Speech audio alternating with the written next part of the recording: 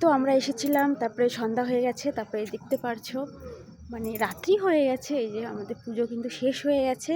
তো এখন আমরা বাড়ির দিকে বাড়িতে যাব। আর এত সুন্দর জায়গা না, আমি এর আগে এসেছিলাম, আমি ব্লগে দিয়ে দিয়েছিলাম। তো অনেক দিন হয়ে গেছে, এত সুন্দর মানে রাত্রি হয়ে গেছে, তো এখন কিছু অতটা বোঝা যাচ্ছে না। মন্দিরটা এত ভালো, এত সুন্দর, এত শান্ত পরিবেশ, মানে খুব ভালো লাগে খুব। তো দিনের বেলা আসলে আরও বেশি ভালো লাগে, কিন্তু আস্তে আস্তে না দেখো, আস্তে আস্তে মানে একদম রাত্রি হয়ে গেছে। আমি মানে নিস্তব্ধ এরিয়া, আকাশটা একদম সুনসান। এদিকে ওই পাশে গৌশালা আছে, এই পাশে গৌশালা আছে, ঠিক আছে।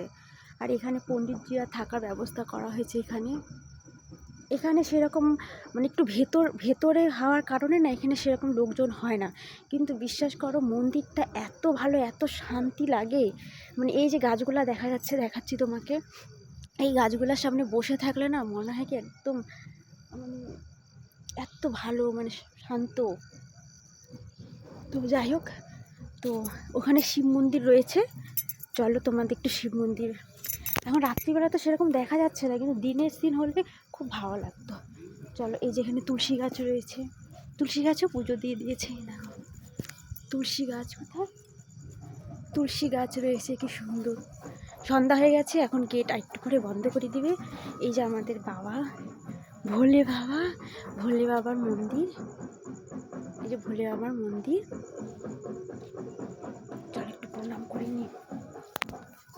এই যে নন্দী, নন্দী, ও নন্দীকে দেখা যাচ্ছে। হ্যাঁ, আমি কানে কানে কিছু বলতে চাই।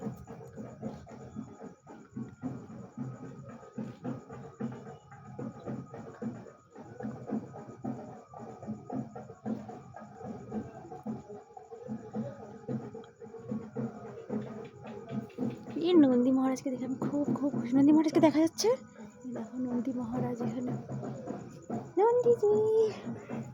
ঠিক আছে, আমি একটু ভোলে বাবাকে প্রণাম করি নি।